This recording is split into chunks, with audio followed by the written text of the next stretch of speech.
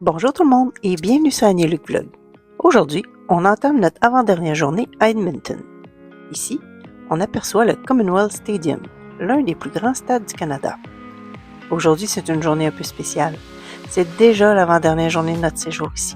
Et ce soir, on va assister au concert de Morgan Wallen. On vous emmène vivre avec nous nos dernières heures à Edmonton, entre musique, émotion et une petite découverte avant le retour à la maison.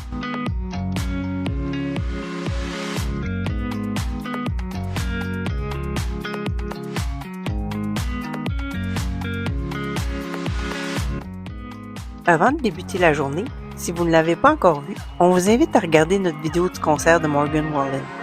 C'était une soirée incroyable, pleine d'énergie et de surprises. Disons qu'un certain invité spécial a fait toute une apparition au début du spectacle. Le lien est dans la description. Et la veille, avant le spectacle, j'ai aussi filmé la folie autour des marchandises officielles. Chandail, casquette, même une guitare signée par Morgan Wallen. Allez jeter un coup d'œil à cette courte vidéo. Le lien est dans la description.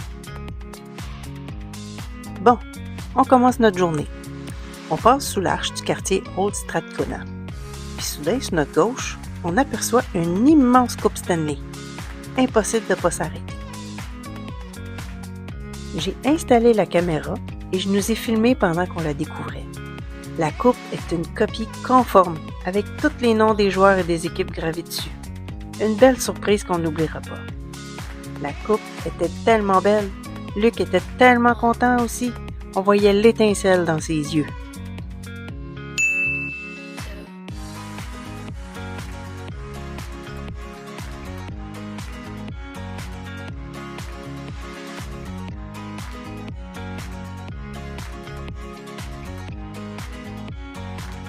Après cette belle surprise, on descend la colline, puis la vue, c'est juste wow!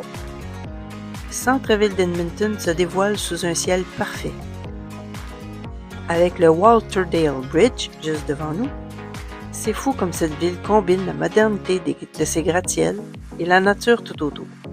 Chaque détour de route ici nous en met plein la vue. On traverse maintenant le Walterdale Bridge, un pont impressionnant qui relie la rive sud au centre-ville d'Edmonton. Avec sa structure blanche et ses arches élancées, c'est l'un des plus beaux points de vue sur la ville.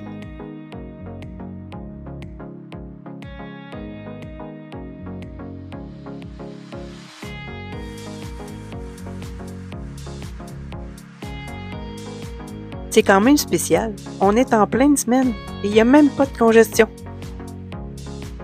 En tournant le coin, on aperçoit le Rogers Place qui apparaît devant nous. Difficile de ne pas être impressionné par son architecture futuriste. C'est ici que les Oilers font vibrer toute la ville. Et si vous ne l'avez pas encore vu, on vous invite à regarder notre vidéo complète de la visite du Rogers Place. Le lien sera dans la description. On s'est arrêté au Edmonton Neon Sign Museum, tout près du Rogers Place. De jour, on découvre les enseignes rétro, vestiges du passé d'Edmonton, soigneusement restaurés et accrochés aux façades des bâtiments.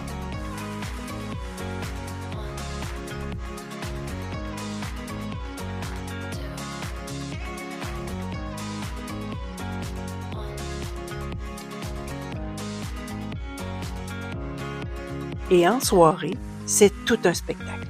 Les néons s'illuminent un à un et donnent vie à la rue. Un vrai petit musée à ciel ouvert. Et vous, quel de ces néons est votre préféré? Dites-le nous en commentaire.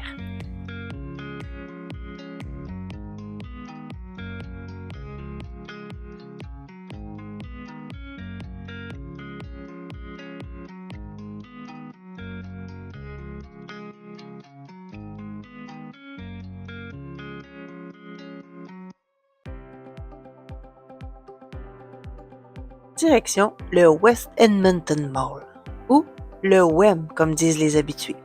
C'est le plus grand centre commercial du Canada, avec plus de 800 boutiques, un parc aquatique, un parc d'attractions et même une patinoire intérieure.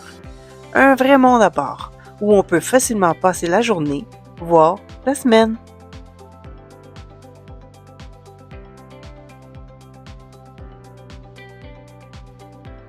Considéré comme l'un des plus grands centres commerciaux du Canada et peut-être même l'un des plus grands au monde, il a été inauguré en 1981 et a longtemps détenu le titre du plus grand centre commercial de la planète. Plus de 490 000 mètres carrés. Oui, presque une petite ville. On y trouve plus de 800 boutiques, 100 restos et plusieurs attractions intérieures.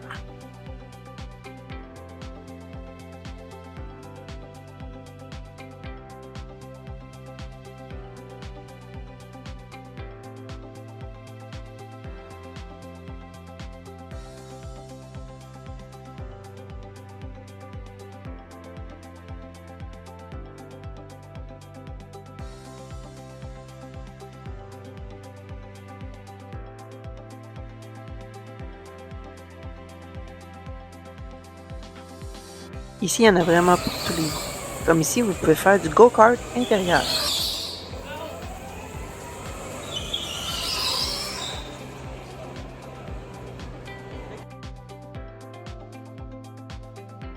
Malheureusement pour nous, le Galaxyland, l'un des plus grands parcs d'attractions intérieures au monde, était fermé ce jour-là. Montagnes russes, manèges et décors futuristes réunis sous un même toit.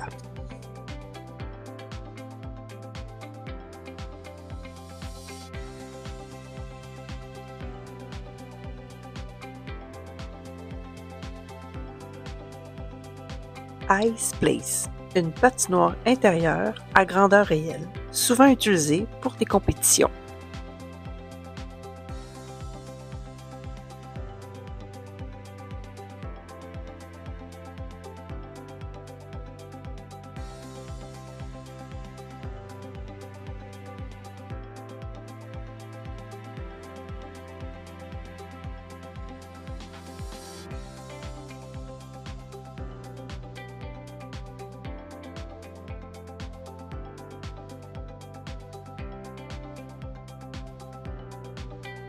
On découvre Marine Life, un aquarium géant qui abrite plus de 100 espèces marines.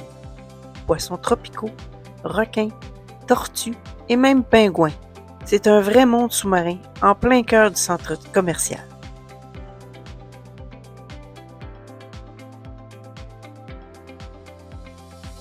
Au loin, le bateau pirate s'appelle le Santa Maria.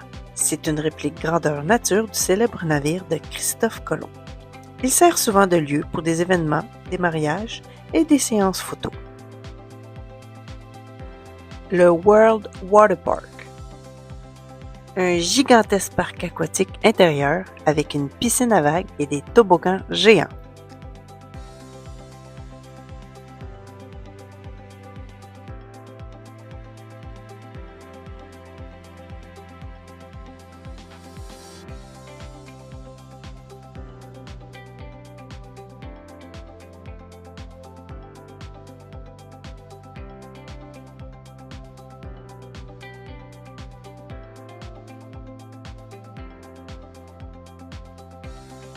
Après notre trop courte visite du West Edmonton Mall, on se dirigeait vers le Commonwealth Stadium. On a aperçu le Rexall Place. Difficile de ne pas penser à l'époque de Gretzky. C'est ici que les Oilers ont remporté leurs 5 coupes Stanley avant de déménager au Rogers Place.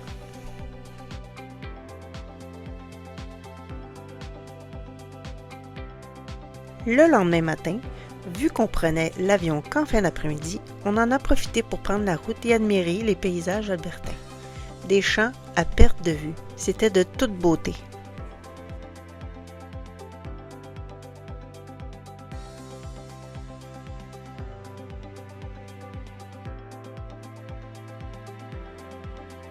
On a fait un dernier arrêt au Devon Voyageurs Park, à une quinzaine de minutes de l'aéroport.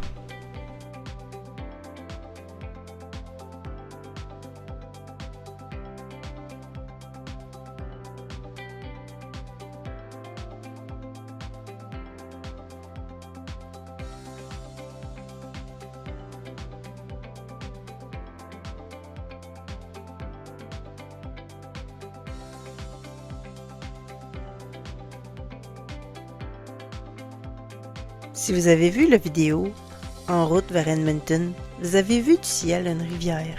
Eh bien, c'est ici, la rivière Saskatchewan Nord. Elle offre une vue magnifique sur la nature environnante. Le calme, l'air frais et le son de l'eau. C'est le moment parfait pour conclure notre voyage à Edmonton.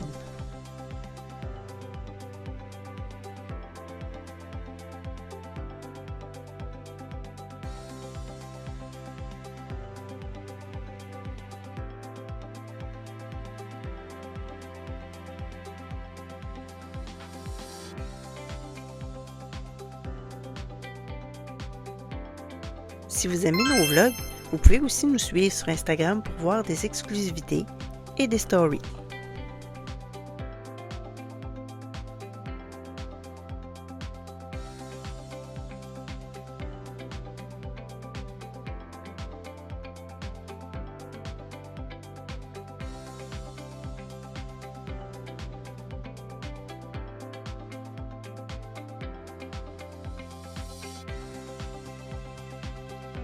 Et voilà qui conclut notre magnifique aventure à Edmonton. Entre hockey, découverte et musique, cette ville nous en aurait fait voir de toutes les couleurs. C'est sûr qu'on veut revenir pour visiter plus en profondeur. Merci d'avoir voyagé avec nous. Votre présence, vos commentaires et vos likes, c'est vraiment ce qui nous motive à continuer. On se retrouve très bientôt pour une nouvelle aventure.